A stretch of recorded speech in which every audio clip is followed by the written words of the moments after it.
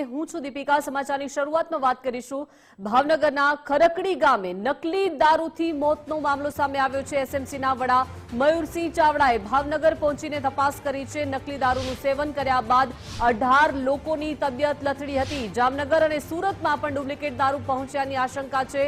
Police ભરતીમાં pass થયા બાદ પાર્ટીનું આયોજન કરાયું હતું। મુખ્ય બુટલેગર ગૌતમ સોલંકીને પોલીસે ઝડપી પાડ્યો છે। દારૂ પીવાથી ઉપેન્દ્ર ગોહિલ નામના યુવકનું મોત થયું હતું।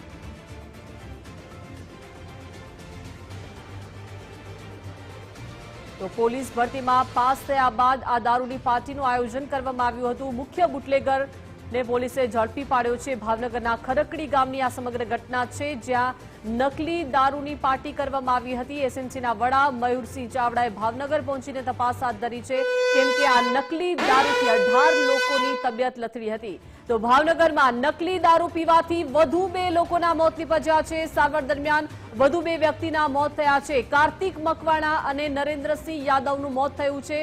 ગતરોજ ઉપેન્દ્રસિંહ ગોહિલ નામના યુવકનું મોત થયું હતું। ડુપ્લિકેટ દારૂ પીવાથી 20 લોકોની તબિયત લથડી હતી। 10 લોકો સરકારી હોસ્પિટલમાં સારવાર લઈ રહ્યા છે।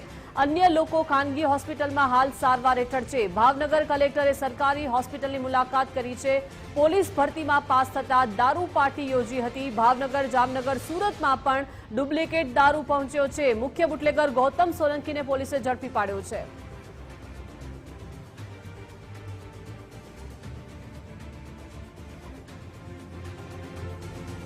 તો ભાવનગર કલેક્ટરે સરકારી હોસ્પિટલની મુલાકાત લીધી છે। 20 જેટલા લોકોની આ નકલી દારૂ પીધા બાદ તબિયત લથડી હતી, જેમાં વધુ 2 લોકોના મોત નીપજ્યા છે।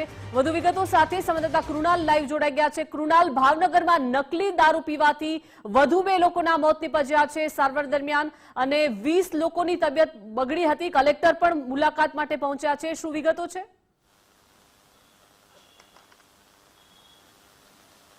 બિલકુલ દીપિકા, જો વાત કરીએ તો જે પ્રમાણે આ ડુપ્લિકેટ જે દારૂ પીવાના કારણે ચોક્કસથી 2 વ્યક્તિઓના જે છે તે મોત નીપજી ચૂક્યા છે। 18 થી 20 જેટલા જે લોકો છે તે અત્યારે હાલ સારવાર હેઠળ છે। પરંતુ મહત્વની વાત એ છે કે ભાવનગર એલસીબી દ્વારા આ જે ખરકડી ગામ વિસ્તારમાં જે ડુપ્લિકેટ દારૂ હતો ને તેને લઈને ચોક્કસથી હવે બુટલેગરો છે તે બુટલેગરોની 8 થી વધારે જેટલા બુટલેગરો છે તેની ધરપકડ છે તે એલસીબીએ કરી છે।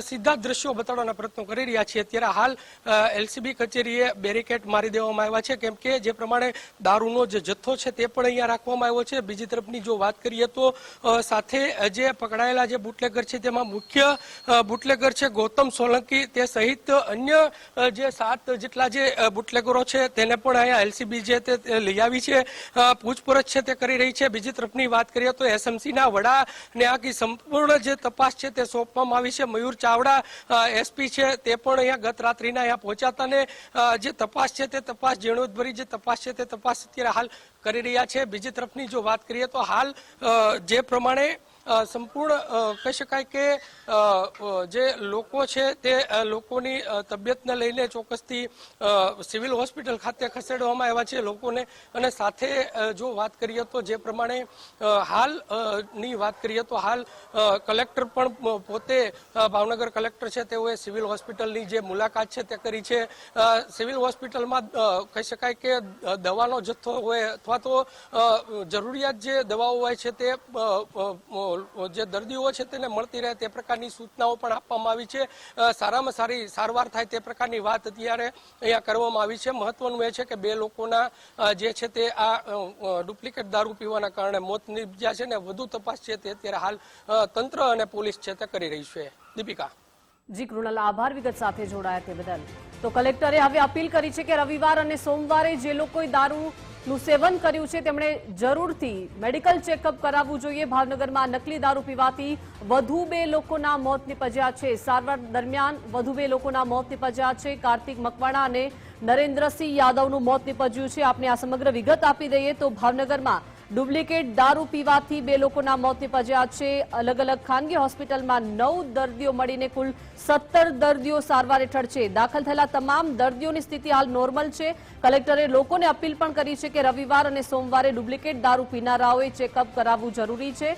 મહત્વનું છે કે હવે એસપી મયુર ચાવડાને તાત્કાલિક ભાવનગર મોકલીને આ ઘટનામાં કડકમાં કડક કાર્યવાહી કરવાની પણ સૂચનાઓ આપવામાં આવી છે। ભાવનગરમાં નકલી દારૂ પીવાથી હવે 2 લોકોના મોત થયા છે। કુલ મૃત્યુઆંક 3 પર પહોંચ્યો છે। તપાસ એસએમસીને સોંપવામાં આવી છે।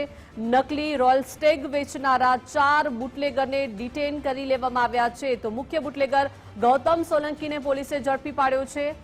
તો પોલીસ ભરતીમાં પાસ થયા અને પાસ થતા આ દારૂ પાર્ટી યોજી હતી। પાસ દરમિયાન આ ઉજવણી કરવામાં આવી હતી। ભાવનગર, જામનગર, સુરતમાં પણ આ ડુપ્લિકેટ દારૂ પહોંચ્યો હોવાની વિગતો છે। તમામ લોકોએ રવિવાર અને સોમવારે જેમણે દારૂ પીધો છે તેમણે ચોક્કસથી મેડિકલ ચેકઅપ કરાવી લેવાની કલેક્ટર તરફથી અપીલ કરવામાં આવી છે। મૃત્યુઆંક 3 પર પહોંચ્યો છે। 17 થી 20 લોકો જે છે તેઓની તબિયત લથડી હતી અને સારવાર હેઠળ છે। તો આપણી સાથે સેજલ પંડ્યા ધારાસભ્ય ભાવનગરથી જોડાઈ ગયા છે। સેજલબેન, સ્વાગત છે ગુજરાત ફર્સ્ટમાં। જે રીતે ભાવનગરમાં નકલી દારૂ પીવાથી 3 લોકો મોતને ભેટ્યા છે, શું તપાસ કરવામાં આવી રહી છે? અમારે દર મહિને પોલીસ સંકલન થતું હોય છે।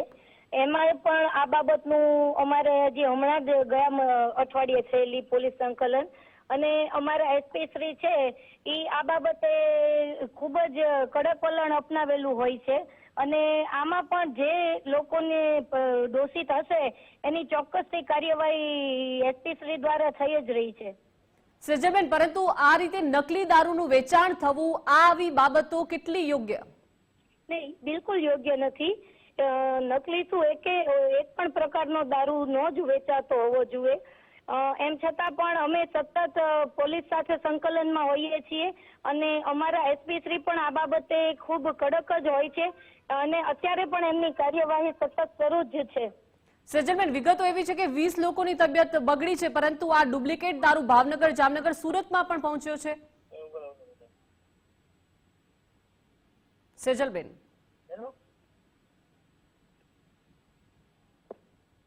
સેજલબેન, અવાજ આવી રહ્યો છે મારો? હેલો,